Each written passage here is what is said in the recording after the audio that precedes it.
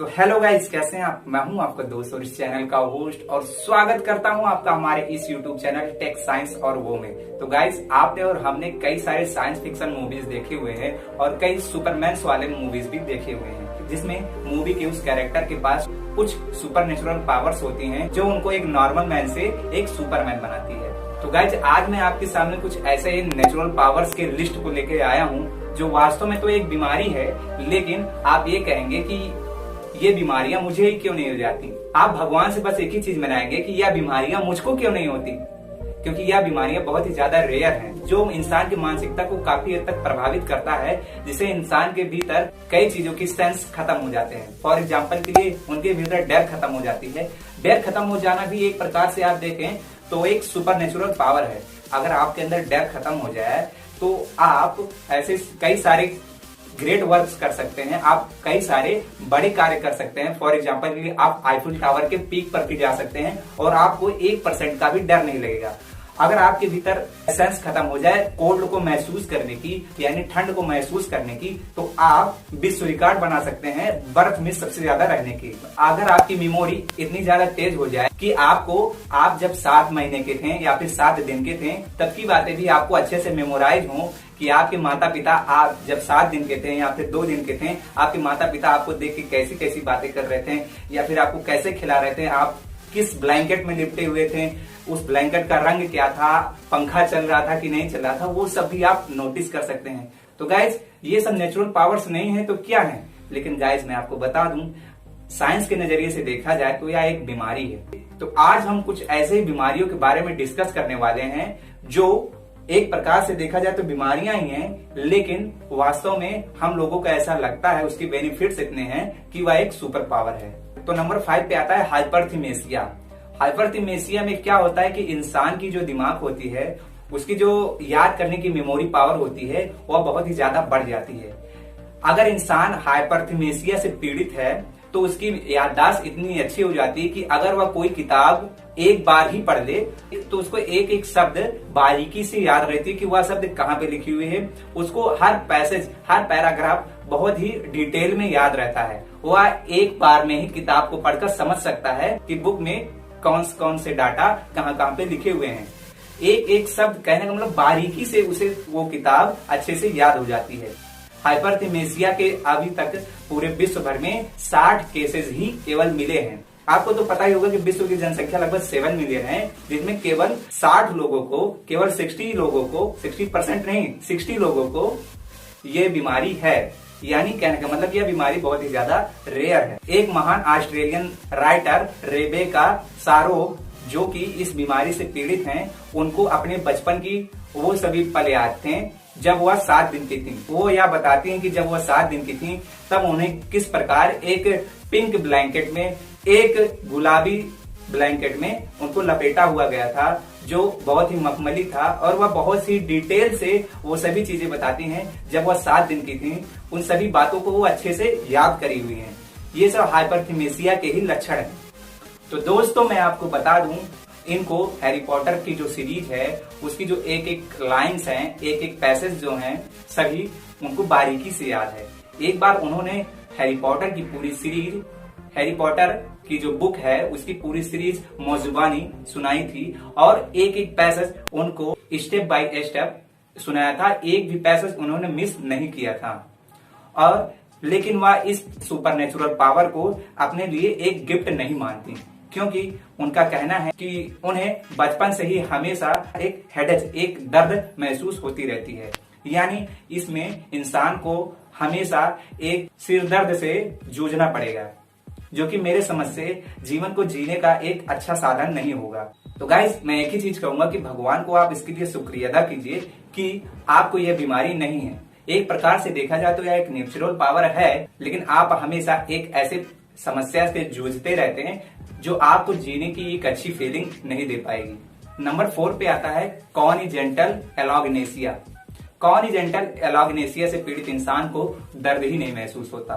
कहने का मतलब अगर कोई इंसान कॉलेजल एलॉग्नेशिया से पीड़ित है तो उसे किसी भी प्रकार की दर्द महसूस ही नहीं होगी, चाहे अगर उसके अंग भी अलग हो जाए उसके बॉडी से, बॉडी पार्ट भी अलग हो जाए उसके बॉडी से, तो उसको कोई भी प्रॉब्लम, कोई भी दर्द नहीं होगा। लेकिन ब्लीडिंग तो होगी ना, खून तो बहेगा ही ना, बट इंसान को इसमें दर्द नहीं होगा।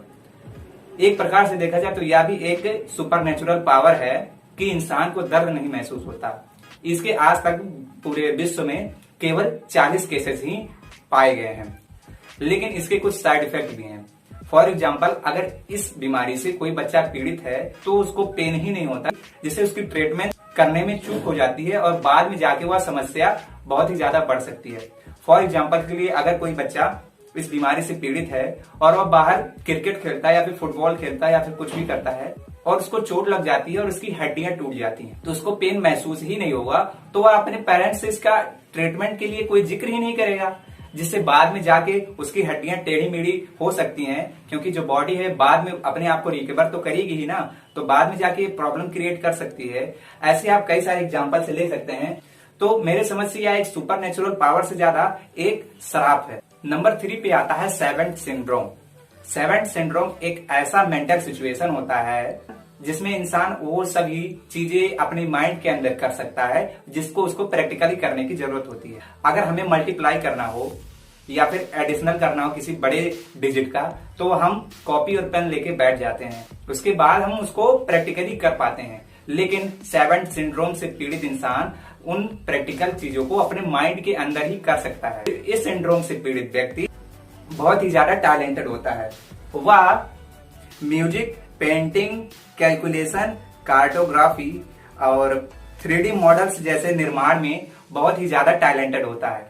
कुछ लोग इन्हें एक जीनियस पर्सन के रूप में भी देखते हैं, लेकिन उनको यह नहीं पता है कि यह एक गॉड गिफ्टेड सिंड्रोम है जो एक इंसान को एक सुपर नेचुरल पावर के रूप में मिली हुई है। इस सिंड्रोम से पीड़ित व्यक्ति की खास बात यह होती है, फॉर एग्जाम्पल के लिए आप उससे पूछते हैं कि 5 मई 2075 में कौन सा दिन होगा, तो वह माइंड के अंदर ही कैलकुलेट करके वो आपको इजीली बता सकता है कि 5 मई 2075 को कौन सा दिन होगा।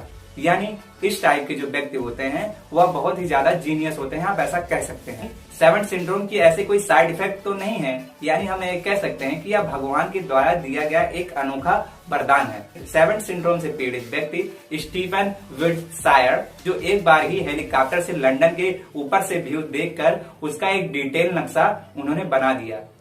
क्या आप इमेजिन कर सकते हैं कि ऐसा करना संभव है? उन्होंने 20 मिनट तक लंदन के ऊपर के व्यू को देखकर एक बड़े से पेपर पर डिटेल मैप उतार दिया। मेरी समझ से एक रियली में एक सुपर पावर है जो गॉड गिफ्टेड है। और मैं आपको बता दूं कि अगर आपको भगवान से मनाना ही है कि मुझे इसमें से कोई भी सिंड्रोम हो तो ये सेवेंथ सिंड्रोम हो, क्योंकि इसकी कोई भी साइड इफेक्ट नहीं है। नंबर 2 पे आता है urban white disease. Urban white disease के लगभग अभी तक 300 केसेस ही मिले हैं, जिनमें से 1/3 केस तो लगभग साउथ अफ्रीका में ही पाए गए हैं। साउथ अफ्रीका के इंसान वास्तव में देखा जाए तो बहुत ही ज्यादा साहसी और बहादुर इंसान होते हैं, तो यह एक जायज बात है, इसमें कोई आश्चर्य की बात नहीं है। एक व्यक्ति जो इस बीमारी से पीड़ित हैं, जिन्हें SM के नाम से जाना जाता है। SM उनका शॉर्ट नाम है, उनका असली नाम किसी को नहीं पता, क्योंकि उन्होंने अपने असली नाम को नहीं बताया हुआ है। वह पॉपुलैरिटी हासिल नहीं करना चाहते, इसलिए उन्होंने अपने नाम को नहीं बताया है, बस उन्हें SM के नाम से ही जाना जाता है। इन्हें किसी भी चीज से डर नहीं लगता। यह एक महिला है, मैं आपको बता दूं, ये कोई पुरुष नहीं है, यह एक महिला है। इन्हें किसी भी चीज से डर नहीं लगता। एक बार रिसर्चर्स ने या रिसर्च करने के लिए कि इन्हें डर नहीं लगता, उनके सामने कई सारे सांपों को छोड़ दिया और उनके सामने कई सारे पॉइजनस स्पाइडर्स को छोड़ दिया, फिर भी उन्हें किसी भी चीज से डर नहीं लगा। उन्हें कई प्रकार की हॉरर सीरीज दिखाई गई, हॉरर मूवीज दिखाई गई, और उनको एक बार तो रिसर्चर्स ने हाउंटेड हाउस में भी, एक भूतिया बंगले में बंद कर दिया था, लेकिन फिर भी उनके भीतर डर का एक छोटा सा अंश भी नहीं देखा जा सकता था। और उनके माइंड में कुछ ऐसे सिचुएशंस थे कि जो डर को सेंस ही नहीं कर पा रहे थे। तो मेरे समझ से यह एक अच्छी डिजीज नहीं है, मेरे समझ से यह भी एक अभिशाप है। फॉर एग्जाम्पल के लिए, जब आप किसी छत पे खड़े होते हैं, किसी ऊंचे मीनार पे खड़े होते हैं, तो आप नीचे देखते हैं तो आपके अंदर एक ऐसा सिचुएशन आता है कि क्या होगा अगर मैं इस मीनार से गिर जाऊंगा। मेरे तो टुकड़े टुकड़े हो जाएंगे, तो आपके अंदर ऐसी ऐसी फीलिंग्स आने लगती हैं। लेकिन अगर आप इस डिजीज से पीड़ित हैं तो आपके अंदर ऐसी भावनाएं नहीं उत्पन्न होंगी, क्योंकि आप उस समय एडवेंचर फील करने लगेंगे और आप हो सकता है उसकी रेलिंग्स पे या फिर उधर लटकने की कोशिश करें, जिससे आप गिर सकते हैं और आपको कई सारी चोटें भी लग सकती हैं। तो मेरी समझ से यह एक अभिशाप है। तो नंबर 1 और लास्ट फैक्ट है इनसेंसिटिविटी टू कोल्ड। इसमें इंसान को ठंड महसूस ही नहीं होती, यानी वह कितनी भी ठंड हो, कितनी भी टेम्परेचर कितना भी माइनस चला जाए, इंसान को ठंड महसूस होगी ही नहीं। इस बीमारी से पीड़ित व्यक्ति में जाना माना नाम है विन हॉफ का। उन्होंने 120 मिनट तक लगातार यानी 2 घंटे तक लगातार बिना कपड़े पहने हुए बर्फ की सिल्लियों के बीच में बैठे रहे। तो गाइस, इसमें से आपको कौन सी डिजीज लगता है कि हमें भी होना चाहिए, उसे आप कमेंट करके जरूर बताइएगा।